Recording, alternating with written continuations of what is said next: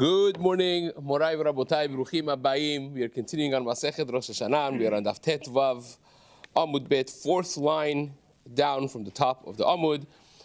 Itmar Rabbi Yochanan V'Rish Lakish. Today's Amud is being learned as a Zchut Rufa Shelma for Daniel Moshe ben Farangis v'Avraham, Rachel Simcha bat Nahid, Rachel bat Miriam. That you all have Rufa Shelma. This month's learning of the community has been graciously dedicated by the Mahbubi and Shri families. It should be an ultimate Zchut for all their mishpachot. Amen. So we started a discussion in regards to the Masrot and Shvi'it when it comes to different trees, especially those who are going to be an exception to the rule. We namely spoke about the tree of Etrog, and we had an interesting back and forth between Rabbah and Rav Hamnuna, which became a problem from a Braita in the name of Rabbi Shlomo Yisraeli. So to recap the entire shiur from yesterday, we had Rabbah and Rav Hamnuna that in different ways, basically, they indicated that when it comes to Etrog, we go after Shat HaChanata in the very beginning, each one of them in a different way. And then the Gemara asked a question from the Braita in the name of Rabbi Shlomo Yisraeli that indicated that we go after Shat Lekita, not Shat HaChanata. We go after the end when they're going to be picked off the tree, not when they started growing on the tree. So when we say that by Ilanot, the Rosh Hashanah is Tu B'Shvat, so still you have to determine when did the fruit start growing versus when it was picked off the tree. And that's the question we asked from Rabbi Shlomo Yisraeli on both Rabbah and Rav Hamnuna. Says the Gemara, Rabbi Shimon ben Yehuda said in the name of Rabbi Shimon, which is Stam Rabbi Shimon, is Rabbi Shlomo Yisraeli, Etrog bat shishit shenichnesah leshvi'it petura min ha'maser upetura min ha'bi'ur. That was Rabbi Shimon bar Yochai's reisha, that when you have a sixth year going into seventh, you're patur from maser, you're also patur from bi'ur, right? And we mentioned the reason for Rabbi Shimon bar Yochai is you cannot be chayav b'maser if the growth and the harvest was not in Shana Shishit.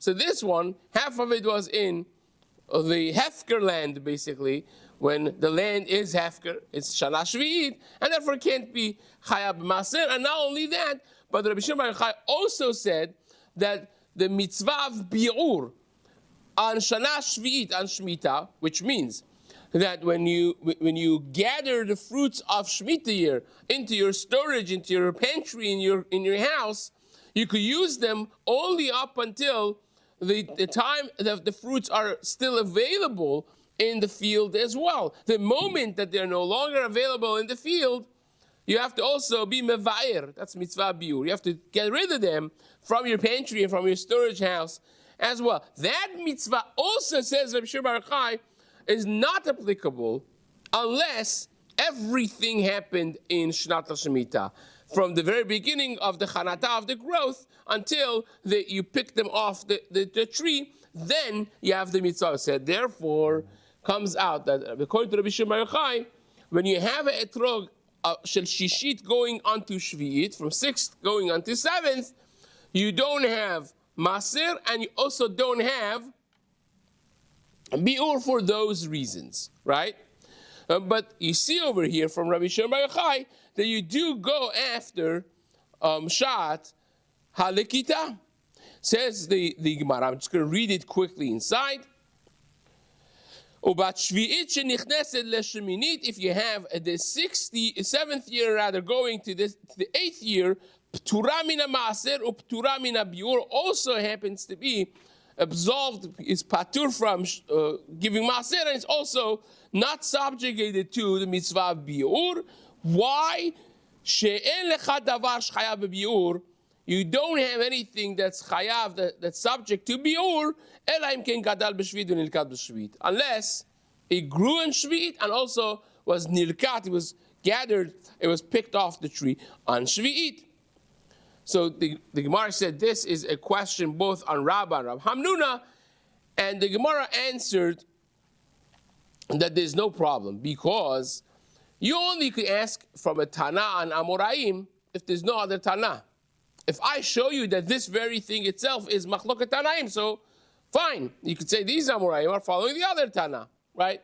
And that's exactly what the Gemara does. The Gemara says this is Tanaihi, and we see this from a edut, a testimony that was given by Rabbi Yossi. Rabbi Yossi said it in the name of a fellow called Avtulmus. Avtulmus said in the name of 5 Zekenim that in Usha, this is towards the very end of Bayit Sheni, they were Nimnu Vegamru. Chachamim had to stand to vote what exactly is going to be with such a case, and says Avtulmus in the name of these 5 Chachamim, Nimnu be'usha ve'amru achar lekitato ben le'maaser ben le'shavi'it. That you go after, you follow the shat lekita, both for maaser and for shvi'it, which is like who? Rabbi Shimon Bar Yochai. But this is sufficient to answer the question from Rabbi Shimon on Rabbah and Rabbi Hamnuna, because when they had to stand to vote, means there was a machloket, obviously, right? It was enough of a severe machloket that they had no clear-cut answer aside from actually standing to vote. Acharei rabim lehatot. The Gemara now asks a simple and side question. So wait, we never spoke about Shvi'it. Who spoke about Shvi'it? Why do you have to say Rabbi Yossi was only speaking about Maaser, not Shvi'it? So Shvi'it man dachar shemeh, and the Gemara on the very top of Tetvav Amud Bet says Chasuri mechsera v'achi katani. This is how it actually was said. Etrog achar lekitato. Etrog, the halachot of etrog is we follow achar lekitato, the time of harvest, so to speak, when you take it off the tree for maaser. But achar chanata le'shvi'it. But we follow the beginning of its growth when it comes to which etrog is a shvit etrog and which etrog is not a shvit etrog, and that's what the Gemara says. And the second half of this is the Chachamim stood to vote and they paskined one of the takanot of Usha, one of the psaks that came out of Usha, achar lekitato, ben lemaser, ben leshvit. They said there's no difference. We go after shat lekita by everything. So whereas by other trees we always follow the shat chanata, we always follow the time that the fruits start growing, sprouting. By etrog we go after shat lekita, both in regards to masrot and also in regards to shvi'it. This was the psak in Usha. Now the Gemara has a very interesting back and forth, and the Rabbi Yochanan is going to be the one that today we're going to speak about a lot. Itmar. It was said in the Bet Midrash, Rabbi Yochanan and Resh Lakish, Amri Tarvaihu, both Rabbi Yochanan and Resh Lakish paskin etrog bat shishit shenichnesa leshvit. It's very significant because Rabbi Yochanan is really the final psak always.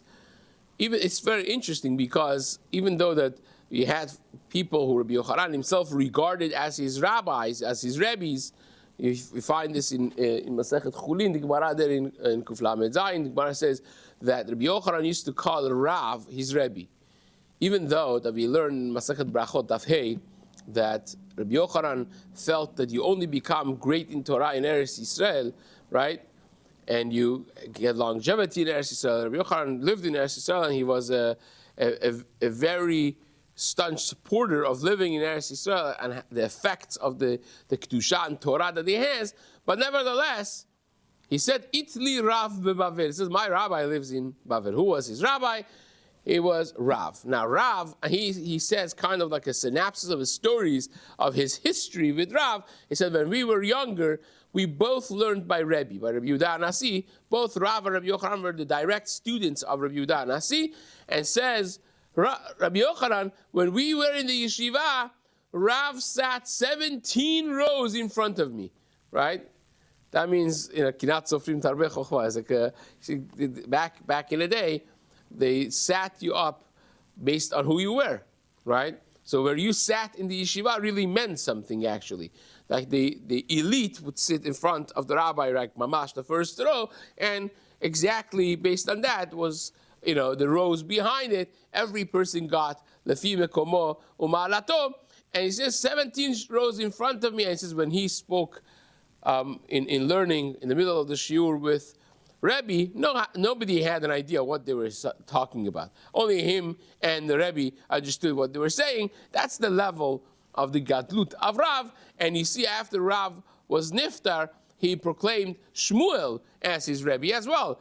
But yet, surprisingly, whenever you have Rabbi Yochanan versus Rav, Rabbi Yochanan versus Shmuel, or Rabbi Yochanan even versus Rav with Shmuel, combined, halakha is like Rabbi Yochanan, right? So Rabbi Yochanan is kind of like the sof hora'ah over here.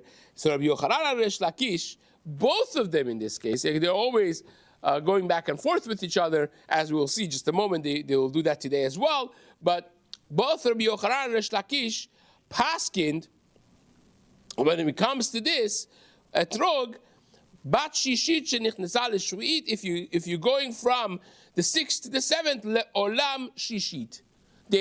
You always follow the first year, the beginning, shat chalata. Who is this like? This is like Rab Hamnuna that we had yesterday, right? You remember how it was? Rabba and Rab Hamnuna both said that you go based on chalata. They had minor differences because Rabba held that you're patur from Maser, also because at the end of the day, it's hefker, the land, you remember? So even though that the chalata was on shishit, you still don't give maser. Rabbi Hamnuna said, no, you go exactly based on chalata. So shishit going to shvit, you give maser because it's shishit. So this is what seems to be the psak of Rabbi Yochanan and Resh Lakish.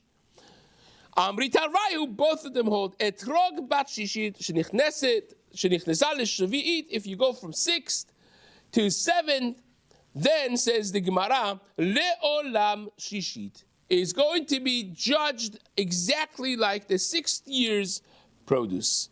Ki ata Ravin, when Ravin came from Eretz Yisrael to Bavel, he said, in the name of Rabbi Yochanan, he was a student, he was Talmid of Rabbi Yochanan, Amar Rabbi Yochanan, etrog bat shishit shenichnetzah l'shvi'it, the etrog of shishit going into shvi'it, afilu kazayit, v'nasa kikar, even if the chanata was so insignificant, right? The start of Shana Shishit is started mamash at the very end of Shana Shishit. So the chanata was very, very insignificant. It was like a kazayit, a little nothing, and then it became massive, right, afterwards. Even if the etrog became one of these etrogs that you see, the pictures circulating, 2 people have to hold the etrog, right? It's massive things. Even if it became like one of those etrogs, and shishit was nothing, still, do you have to give maser or not? You have to. It goes after shishit, even if the sprouting, even if the beginning in Shara Shishit was very significant, very insignificant, still will be going after Shara Shishit. So that is rephrasing Rabbi Yochanan and giving it a little bit more flesh to say the chidush of Rabbi Yochanan even includes such a case. Afilu kezayit v'nasa kikar, even if it became massive, chayavin alea mishum tevel. You have to give Trumot Masrot like Shana Shishit, and therefore it's Tevel before you separate those Matrot Kura. Says the Gemara Tan Rabbanan, we learned, Ilan Shechantu Perotav Kodem Tu Bishvat, if you have a tree that Chanata happened before Tu Bishvat, says the Gemara, Mit Aser Le Shana She'avra, the Masrot go after the year that the Chanata happened, and Achar Tu Bishvat, if the Chanata happened after Tu Bishvat, Mitaser Shana Haba, then the Masrot are going to be based on the upcoming year. So in other words, if you have 2nd year going to 3rd year, it's a question of giving Maser Sheni or Maser Ani, and you follow whenever the Chanata was. Chanata was exactly right before Tu Bishvat, doesn't matter. You go after the 2nd year. Right? If it was right after Tu Bishvat, now it's already the 3rd year. Says the Gemara, Amar Rabbi Nechemia, listen to this. Rabbi Nechemia's chidush is, Bamed Varim Amurim. Where is this said? Be'ilan she'oseh shte berechot b'shana. That's only in a type of tree that produces 2 bundles of bird every year, right? Brecha, literally translated, this is a sugya in Baal Batra. It means when you have birds that give birth, they have 2 eggs at a time, they have two chicks at a time, that's a brecha, it's a group of birds, right? A group of the new generation, right? 2, 3, whatever it is. And 2 brechot means they have 2 groups of birds. Right now, as we'll see, the Gemara's meaning means that it has 2 production times of fruits, right?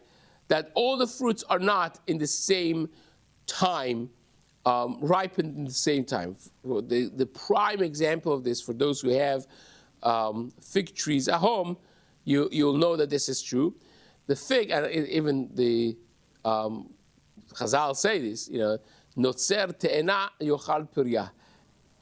You only would eat the perot of a te'ena, of a fig tree, if you're notzer te'ena, if you're really watching it, right? Why? Because literally every day, there are new figs that they ripen. The shat chanata is the same, but shat lekita is very different, right? You have groups and groups and groups. Every week you have new ones that you will be picking off the tree, and that is shte brechot. Not all of its fruits are going to be ripened at the same time. Most of the trees are not like that. Most of the trees, you wait for them, they ripen, and you go and you have a harvest, boom. You take all of them off the tree at the same time. Not like that. There are certain fruits that they have more than one season for lekita. Now, the one is going to ask this question of the birds, why do you use such a language? Says the Gemara, shte berechot sal kadatach. 2 groups of birds? Seriously? Ela ema ke'en shte berechot. It means like 2 seasons of birds, 2 groups of birds, which means it has different seasons for lekita. It's not one shot. It has different shots that you have to go. Some of them ripen now, some of them ripen later. That's what we mean. Ken shte berechot, aval ilana oseh berecha achat, but a tree that all of its fruits are ripened, and at the same time it has 1 season of harvest, no, then it's not going to be like that. So, therefore, we're going back, Rabbi Nechemia says, all of this that we say, we go after shat, lekita, it depends really if it is a fruit that it has 1 shot lekita or not. So we started saying that we follow always shat charata, and Rabbi Nechemia says, Bamed Varim Amurim is only when you have 2 different types of, the 2 different seasons, 2 different times of lekita. Therefore, you can't follow the time of fruit picking. If it's different seasons, we are very concerned. Imagine to yourself what would happen if figs would have the halacha of going after shat lekita, right? You have all these times that you're picking and mixing up these things, especially because figs stay for a long time if you dry them, and then you have no idea which one you picked before Tu B'Shvat, which ones you picked after Tu B'Shvat. Chazal said we don't want to deal with this, right? You go after shat charata. So says Reb Nechemia, that's only for figs that we go after shat charata, because you can't go after shat lekita, right? But anything that has 1 shot harvest, you go and you harvest it, then you know if it was before Tu B'Shvat, if it was after Tu B'Shvat. So therefore, by those we go after shat lekita, not shat charata, right? Says the Gemara. That's Rabbi Nechemia. That's chidush of Rabbi Nechemia. Aval ilana oseh berecha achat kegon dekalim zetim charuvin. All of those things, right? Dates and olives and even boxes charuvin. We go afar pi shechantu peroten kodem Tu B'Shvat. Even though that the charata was before Tu B'Shvat, mit aserin leshana habaa. We go after shat halekita, even though the Chanata was before Tu B'Shvat, we follow Shat Lekita, because it's one shot, you go, you take it, you know where it is, and that's that. Amar Rabbi Yochanan. So listen to the language of Rabbi Nechemia. The language of Rabbi Nechemia was, Nahagu. It became the minhag to take it after Shat Lekita, right? That's the language.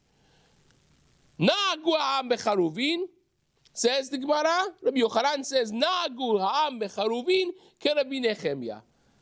People have accustomed themselves to go with cherubin, with boxers, after Rabbi Nechemia.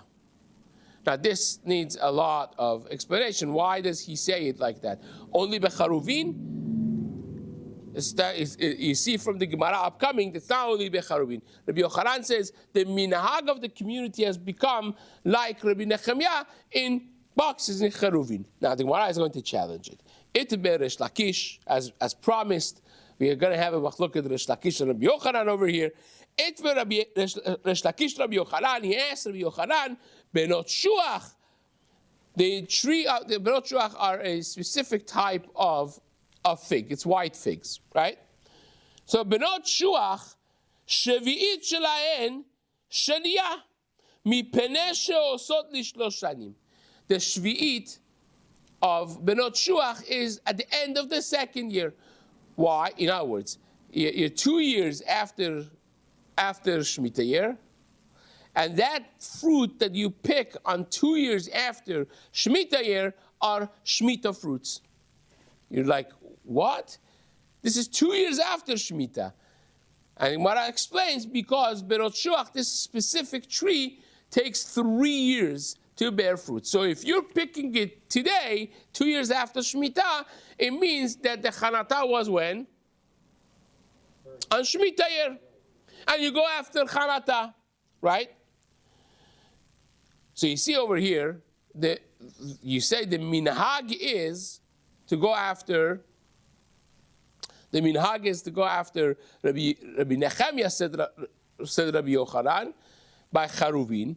And Resh Lakish says, well, what do you mean minhag is to go after Rabbi Nechemia? Here we have a type of tree that it is, Charata is 1 year, and Lekita is a different year, and it's like Charuvin basically, and yet the Gemara says we go after when? We go after when? We don't go after Rabbi Nechemia, that by Charuvin you go after Lekita, we go after Charata. It's 2 years after Shemitah, and you say, oh, this is the Shemitah year things. Because 2 years ago was the Chanata. So you go after Chanata, even by something similar to the case of Rabbi Yochanan. It's like a checkmate question.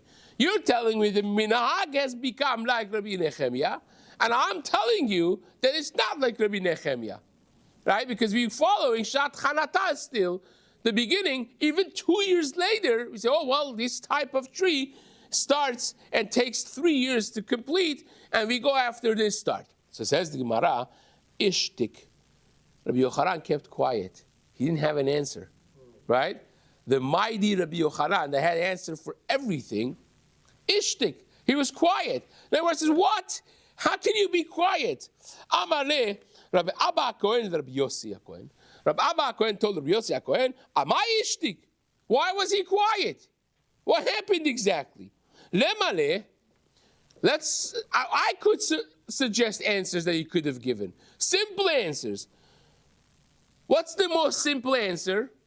The most simple answer is, I'm telling you, Rabbi Nechemia and Chachamim, Emma, he could say, Lemale, Amina lecha ana Rabbi Nechemia vat amrat li Rabbanan. Rabbi Yochanan could answer, I'm telling you what Rabbi Nechemia holds. You're telling me what the halakha based on Rabbanan is. Obviously, it's machlokes Rabbanan and Rabbi Nechemia over here. He could have answered that. The Gemara says, no, you can't say that, because Mishum de Amale, Rabbi Yochanan knows what Resh Lakish is going to shoot at him when he says that. What's the simple answer to that? Resh Lakish would tell him, what are you talking about? Rabbi Nechemia and Chachamim halakha should be like who? Chachamim. So why are you saying Rabbi Nechemia if you know Chachamim argue with him? That's why Rabbi Yochanan did not answer that. He could have, but that would not be an answer that would hold. because Rabbi Nechemia and Chachamim, obviously you should go after Chachamim. Damale, Shafkat Rabbanan, Ve'avdat Rabbi Nechemia. Resh Lakish would say, well, you're leaving Chachamim, you're going with Rabbi Nechemia. So Gemara says, okay, let's suggest another answer he could have given. He could have answered, I'm telling you the minhag. You're telling me what's asur umutar. I'm just telling you what the minhag is, right? Maybe the minhag is otiot geinam and they're going to burn, but that's the minhag, right? The Gemara says you can't say that either.